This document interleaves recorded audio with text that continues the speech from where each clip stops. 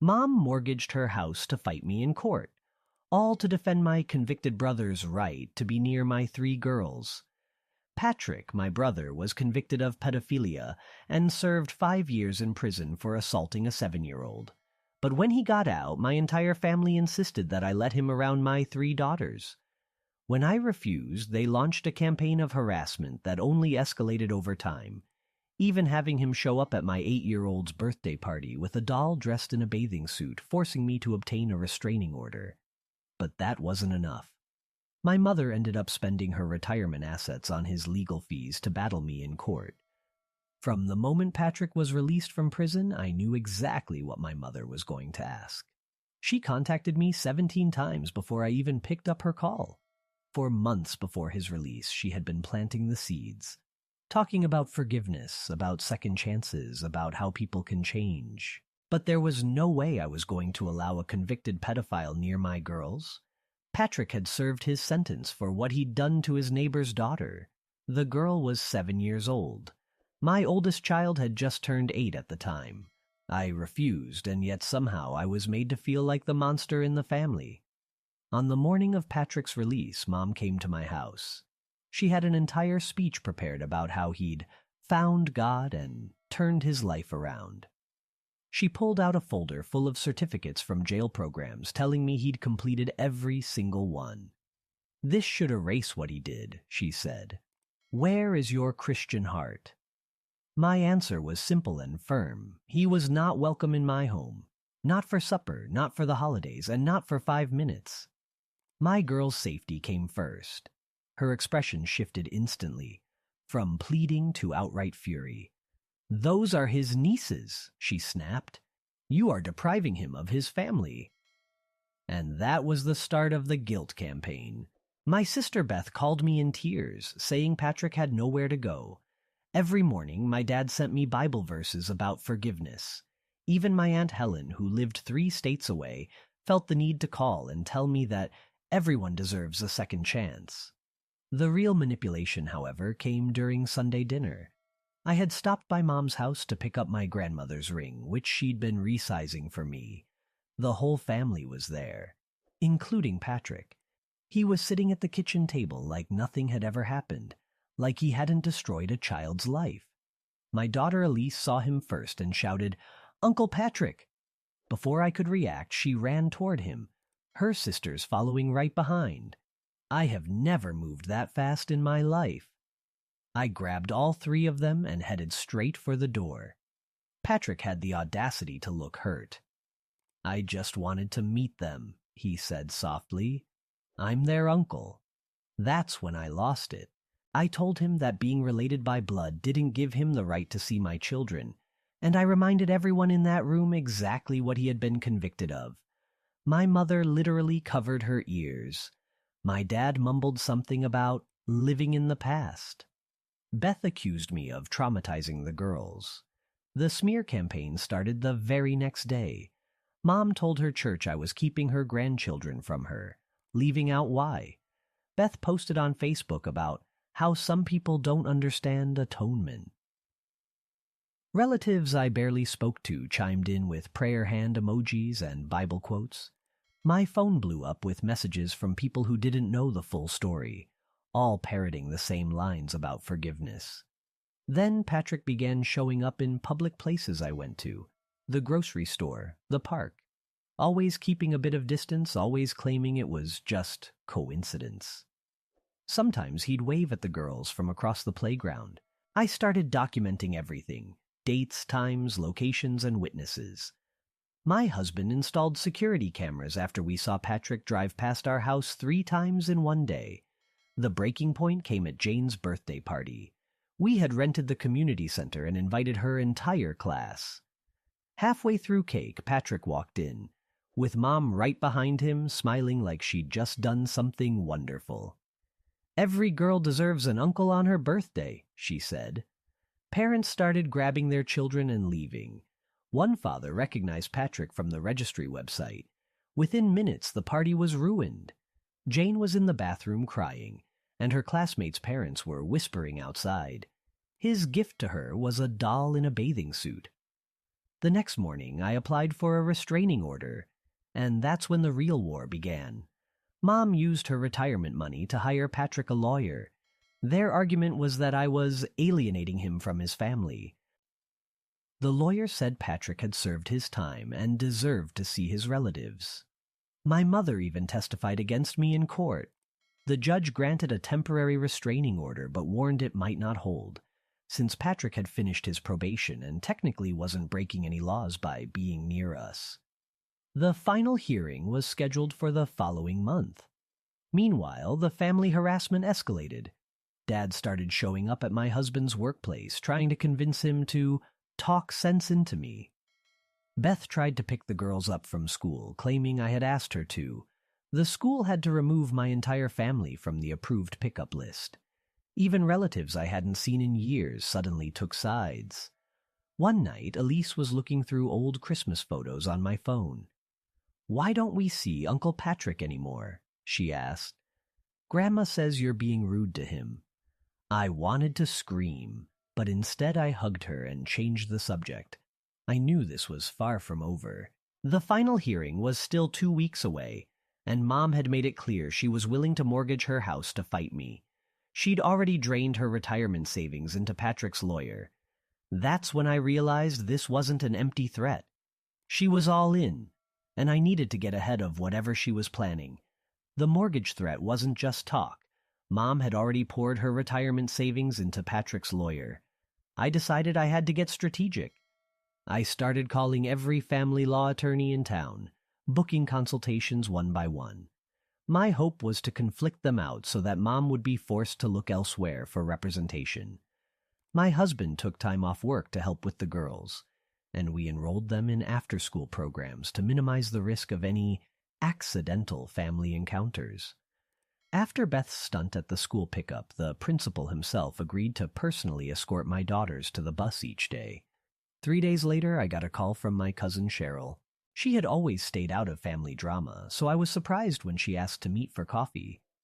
Against my better judgment, I agreed.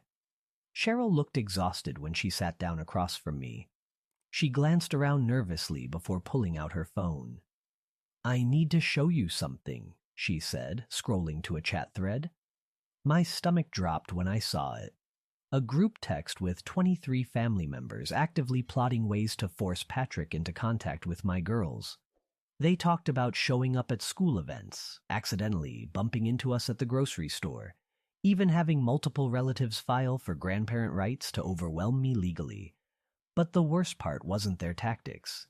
It was the way they talked about me. In that chat, I was mentally unstable, vindictive, poisoning my daughters against their loving family. Mom had convinced them that Patrick's conviction was just a misunderstanding, and that the victim's family had overreacted. Cheryl told me she'd looked up the court records herself. "It wasn't a misunderstanding," she said quietly. I spent the rest of that day screenshotting everything she sent me.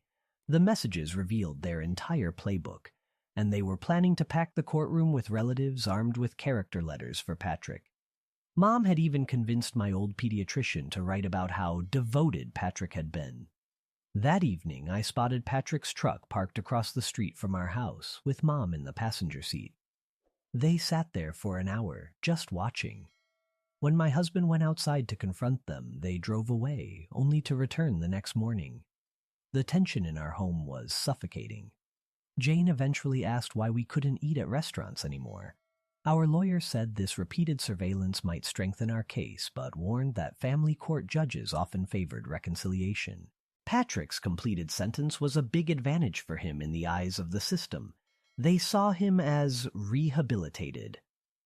A week before the hearing, I was carrying groceries to my car when I noticed a woman watching me from across the parking lot. Elise asked why Grandma couldn't babysit, and I gave her a vague answer. The woman approached and introduced herself as Patricia from Child Protective Services. Someone had filed a complaint claiming I was emotionally abusing my children by denying them contact with family. My hands shook as I gave Patricia my lawyer's information.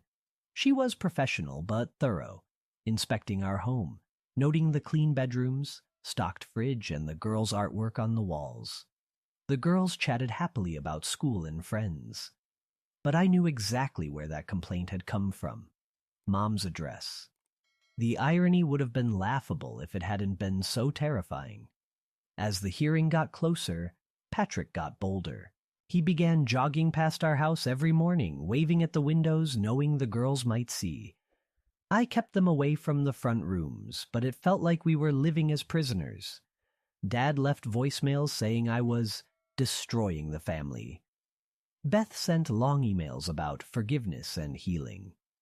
Relatives I'd blocked made new accounts to message me, all singing the same tune. I was cruel, unreasonable, unchristian. Then came the letters. Mom organized a campaign for relatives to send notes directly to the girls.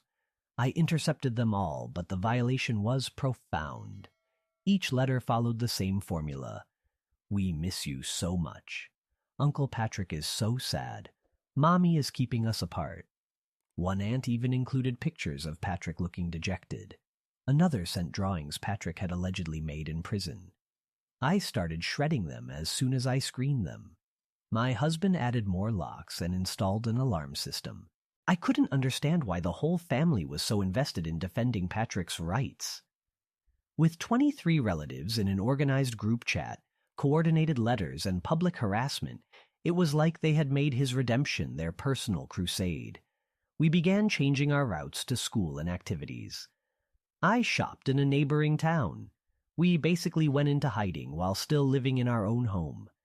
The weekend before court, Mom made her boldest move yet. She filed for emergency grandparent visitation rights, claiming I was unstable and had cut off family access without cause. She wanted immediate supervised visits with the girls, with Patrick allowed to attend as their uncle. Our lawyer called it the kitchen sink approach. Throw everything at the wall and see what sticks. The emergency petition would be heard alongside our restraining order request. Mom was hoping the judge would compromise by denying the restraining order but granting her some form of visitation. I spent that entire weekend organizing evidence, security footage, a log of every unwanted encounter, screenshots of the group chat, character references from teachers and doctors who actually knew us. The morning of the hearing was gray and drizzly. I dressed conservatively but not severe, my husband in his only suit. We dropped the girls at school early. My stomach churned at the thought of leaving them, even with all the new security measures in place. The courthouse parking lot was full of familiar cars. Patrick sat in the front row with Mom and their lawyer, dressed in a new suit, hair freshly cut. He looked like a respectable uncle, not a man on the sex offender registry. Aunts, uncles, cousins, and family friends clustered in groups, whispering and shooting us dirty looks. Mom dabbed at her eyes like a grieving grandmother. Our side of the courtroom was nearly empty. Just us, our lawyer, and, to my surprise, Cheryl. She gave me a small nod. Whatever happened today, I wasn't going to let them win. When the judge entered, I gripped my husband's hand. Everything we'd been fighting for came down to this moment. My daughter's safety was on the line, and I was ready to fight with everything I had.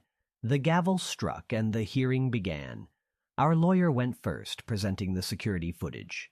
Clear images of Patrick's truck repeatedly circling our block, parking for long stretches, and him jogging past our house while glancing toward the windows.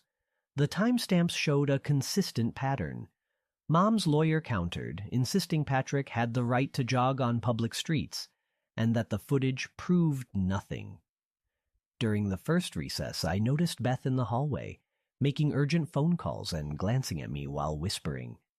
My husband stayed close, his hand on my back as we navigated through clusters of hostile relatives. When Mom took the stand, she painted herself as a heartbroken grandmother cruelly denied access to her grandchildren. She showed photos of family gatherings, Patrick smiling in the background, and cried as she spoke about how I had torn the family apart. When asked directly about Patrick's conviction, she claimed the victim's family had blown it out of proportion, and that Patrick had simply been showing affection. Several relatives in the gallery nodded, as if she'd just spoken the truth. The judge ordered a brief recess to review evidence. In the hallway, my dad cornered my husband near the water fountain. I could see Dad's face tightening as he gestured wildly, clearly trying to pressure him into convincing me to drop the case. My husband simply walked away, leaving Dad fuming. Cheryl testified next. She brought printed screenshots of the family group chat, the one detailing how they would accidentally run into us, petition for rights, and overwhelm me legally. Mom's lawyer objected repeatedly, but the judge allowed them as evidence of coordinated harassment.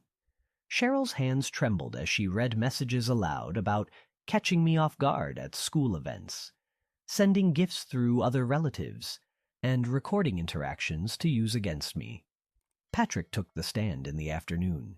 He stuck to a script, speaking softly about rehabilitation, redemption, and how he only wanted to watch his nieces grow up. But when our lawyer confronted him with the victim impact statement from his case, his calm demeanor cracked. He stumbled when explaining why he'd shown up to Jane's birthday party with that doll, insisting he just wanted to give her something special. During the lunch break, I learned Mom had brought members from her church. They filled an entire row, wearing matching crosspins, shooting me looks of disgust. In the courthouse bathroom, a woman from Mom's Bible study hissed, "You should be ashamed," as she passed me. The CPS investigator, Patricia, testified next. She told the court she found no evidence of abuse or neglect in our home, and that the children were thriving, well-adjusted, and clearly loved. Mom's lawyer tried to spin that as evidence that the girls needed extended family to enrich their lives, but it fell flat. Then it was my turn. I laid out every incident, every time Patrick had appeared at public places, every letter sent directly to my daughters, every attempt to undermine my parental authority. I explained how we had changed our routines, our routes, and our entire lifestyle to protect them. I kept my tone calm, sticking to facts and documentation. Mom's lawyer accused me of being paranoid and controlling, implying I was using my daughters as weapons in a family feud. I refused to take the bait. The judge ended the day by saying he would review all evidence and give his decision in 3 days. As we left the courtroom, Patrick stepped directly into my path. He leaned in close, his voice low enough for only me to hear. "I'll see them soon." My husband immediately stepped between us, and our lawyer noted the threat in his file. Patrick smirked and walked back to Mom and their attorney. That night, our mailbox was stuffed with letters from relatives condemning us, demanding we reconcile. Someone left a Bible on our doorstep with verses about forgiveness highlighted in yellow. The next morning, Jane's teacher called. Beth had shown up at school claiming there was a family emergency and that she needed to take the girls. Thanks to our protocols, the school refused, but Beth caused a scene in the lobby, upsetting several students. The principal showed me security footage of her arguing with staff and crying when she was denied access. He suggested we might need to consider moving the girls to another school if this continued. When I got home, my husband was outside installing more security cameras. He'd taken the rest of the week off after my dad showed up at his work again, this time with Uncle Helen's husband, and tried to corner him in the parking lot. Later that day, Cheryl called with disturbing news. The family group chat had shifted focus. They were now planning post-verdict strategies, filing multiple legal actions to drain our resources and showing up at the girls' activities to establish incidental contact.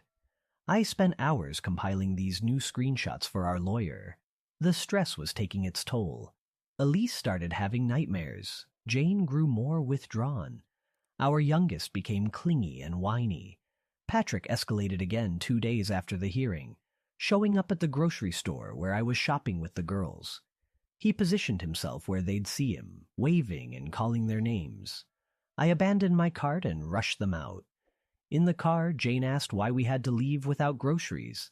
Elise wanted to know why we couldn't talk to Uncle Patrick. That night, we discovered someone had been in our backyard. The girls' toys had been moved, their playhouse door was open, and 3 wrapped presents were inside. Our cameras had mysteriously malfunctioned during that exact time frame. The gifts? dolls dressed in bathing suits, just like the one from Jane's party. The police took a report but said there was little they could do without proof of forced entry or video evidence. I barely slept that night, jumping at every sound. My husband started working from home, so someone would always be present. We were living exactly the way Mom and Patrick wanted, trapped. The morning the judge's decision came, it was pouring rain. We'd arranged for a trusted friend to watch the girls, someone completely unconnected to our family. The courthouse was even more packed than before. Mom had brought more supporters, some wearing matching outfits and carrying signs about family unity. The judge reviewed the case, noting Patrick's completed sentence and rehabilitation programs, but also acknowledging the stalking behavior, the harassment, and the CPS complaint that appeared retaliatory. My heart pounded as he spoke about balancing child protection with family bonds. Every sentence felt like it might tip the scale either way. The judge's ruling was mixed. He extended the restraining order for 1 year, citing the security footage showing a clear pattern of stalking, the coordinated harassment in the group chat, and the blatant boundary violation at Jane's birthday party. Mom's side erupted into murmurs, some relatives whispering angrily, others looking disappointed but resigned. Patrick's calm mask cracked just enough for me to see the fury in his eyes. But then came the part that made my stomach tighten. The judge granted Mom limited grandparent visitation rights, 1 supervised hour per month at a neutral location, with Patrick strictly barred from attending. It was far from what they'd wanted, but it was still a foot in the door. As we gathered our things, Beth intercepted us in the hallway, her voice rising about denying children their family. Our lawyer moved between us, pushing us toward the exit. When Beth grabbed my arm, security intervened, escorting her away as whispers rippled through the crowd. We'd won the main battle, but it didn't feel like a clean victory. When we got home, the first thing we saw was a package on our porch. 3 identical necklaces with heart-shaped pendants. No note, but the message was obvious. Patrick wasn't giving up. That night, our lawyer called with more bad news. Mom's attorney had already filed paperwork to expand her visitation, claiming that the supervised arrangement was overly restrictive and damaging to the grandmother-grandchild bond. At the same time, Cheryl sent me screenshots from the family chat. They were celebrating Mom's partial win and plotting how to use the visit strategically, even suggesting Patrick accidentally show up at the visitation site or that they wear recording devices to gather dirt on me. The next morning, Jane's best friend's mother called to cancel a planned sleepover. She apologized, but word about the court case and about Patrick being on the registry had spread. "I have to think about all the kids' safety," she said gently. I understood, but it didn't make watching Jane's face crumple any easier. In the days that followed, my husband's parents finally reached out. They said they supported us, but their tone was cautious. They didn't understand why the girls were being punished for adult problems. That ignorance stung worse than open hostility. We spent the week setting up the new visitation schedule. I met with the court-appointed supervisor and set firm rules. No gifts, no photos, no messages to pass along.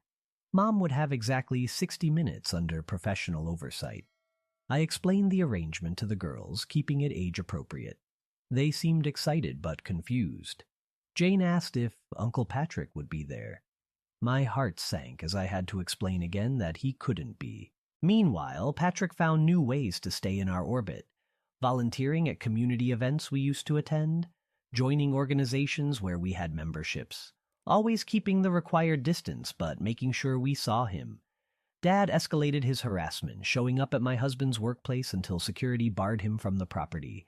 Beth took her campaign online, creating multiple social media accounts to send her twisted version of the story to my friends. Some people pulled away, unsure what to believe. The stress began to manifest physically. Migraines, insomnia. My husband's blood pressure climbing.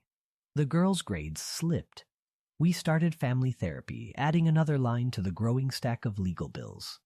Our lawyer warned us that Mom's team was preparing a broader strategy. They'd hired a private investigator to track our movements, hoping to catch anything they could spin as evidence of parental alienation. One morning, I caught Patrick photographing our house from the sidewalk. He made sure I saw him, even waved at the security camera. Cheryl's updates from the family chat showed their long-term plan: wait out the restraining order while building an alienation portfolio. We installed panic buttons in the house and came up with code words for the girls in case they were approached. But the reality was crushing. My children were learning to live like targets.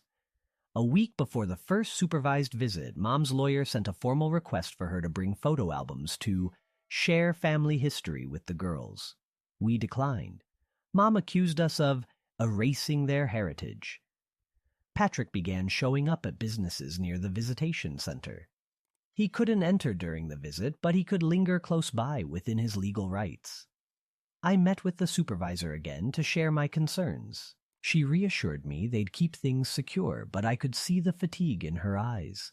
She'd seen determined families like this before. The night before the visit, none of us slept well. The girls sensed our anxiety. Jane kept asking if something was wrong. Elise clung to me. Our youngest regressed to behaviors we thought she'd outgrown. The next morning, I dressed them carefully, wanting them to look well cared for, but not like I was trying too hard. My hands shook as I braided hair. My husband double-checked the small recording device our lawyer had approved for us. The visitation center was a converted house, warm in appearance but fortified with security measures. We arrived early so the girls could get comfortable. The supervisor took them to the visitation room while we waited in a separate area. Mom arrived on time, perfectly dressed, carrying a small bag. Her face lit up when she saw the girls through the window, and for a moment, I saw the grandmother she could have been if she hadn't chosen Patrick over their safety. On the monitor, I watched her hug them, offer coloring pages, and chat pleasantly. But soon she began slipping in comments about missing family events and how sorry everyone is. The supervisor redirected her multiple times, but Mom was subtle. This was her craft. When the hour ended, the girls came out confused and upset. In the car, Jane asked why Grandma couldn't visit at her house and why Uncle Patrick wasn't allowed. The ride home was filled with questions I couldn't fully answer without hurting them more. That afternoon, our lawyer called again. Patrick had filed his own lawsuit claiming defamation and emotional distress because my false accusations had harmed his reputation. It was pure retaliation, but defending against it would cost more than we could handle. During the second supervised visit, Mom arrived with a family scrapbook. The supervisor checked it before allowing it into the room. The photos looked harmless enough, but Mom had been clever. Nearly every page included Patrick, smiling at birthdays, holding babies, standing beside the girls when they were toddlers. To the girls, it painted a picture of a beloved uncle they were unfairly missing. When the visit ended, Jane immediately asked, "If Uncle Patrick is so nice, why can't he come?" My stomach twisted. It was exactly the reaction Mom had hoped for. Meanwhile, Patrick's defamation suit moved forward. Our lawyer filed to dismiss it, but the judge allowed it to proceed to discovery, meaning they could request documents, depose witnesses, and dig through my personal records. The family's harassment became more calculated. They began showing up at the girls' activities. An aunt at dance class, a cousin at soccer practice, always keeping legal distance but making their presence felt. Other parents started noticing the pattern. Cheryl continued feeding me screenshots from the family chat. They'd created a rotation schedule to ensure someone was always checking in on us, documenting sightings and adding them to what they called the alienation portfolio. 3 weeks after the court's decision, I discovered Mom had joined the same gym where I took yoga. She never came to my class, but she made sure I saw her in the parking lot. The girls' behavior began to shift.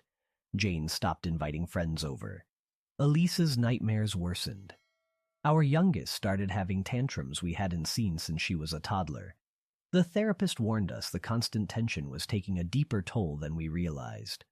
Patrick escalated again, taking a job at a hardware store just 2 blocks from the visitation center. Now, every visit meant driving past his truck, parked strategically to catch our eye. During the third supervised visit, Mom gave each girl a locket, each containing a photo of Patrick. The supervisor confiscated them, but the damage was done. The girls didn't understand why they couldn't keep Grandma's gifts. Financially, we were unraveling. Legal fees, therapy costs, and security measures were bleeding us dry.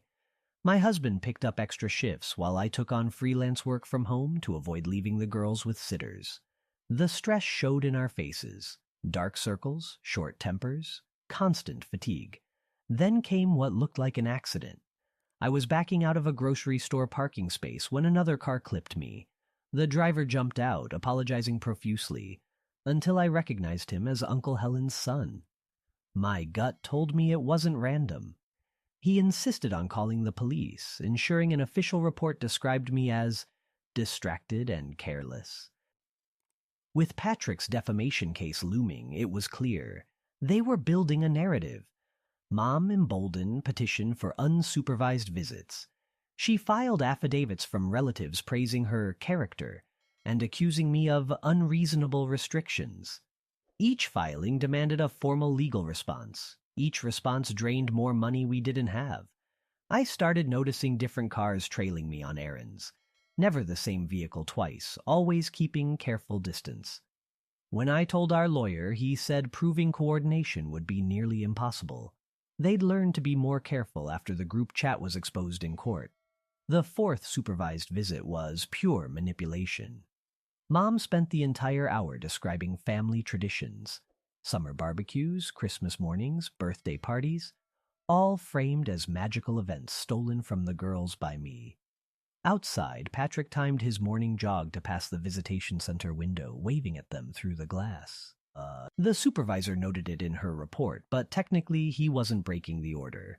Our home felt like a fortress under siege. When Patrick's lawyer deposed me for 6 hours, he grilled me about every protective measure I'd taken since Patrick's release, portraying them as paranoid delusions. I stayed calm, but inside, I was crumbling. 2 days later, Jane's teacher called. She'd written a short story about a family torn apart by a mean mother who wouldn't let anyone visit. The teacher gently suggested more counseling, another cost, another reminder that the war was seeping into my children's minds. Mom's next move was calculated. She began attending our new church, the one we'd chosen after leaving hers, sitting across the sanctuary, dabbing her eyes during the service. To those who didn't know our story, she looked like a grieving grandmother. Some church members began avoiding us. Patrick hired a second lawyer known for aggressive litigation. The message was clear. They could keep escalating. We couldn't. During the fifth supervised visit, the facade cracked. The supervisor stepped out briefly, and Mom leaned in to whisper something to the girls. I couldn't hear her through the monitor, but I saw their faces change. Jane looked scared. Elise looked confused. In the car afterward, neither would tell me what was said.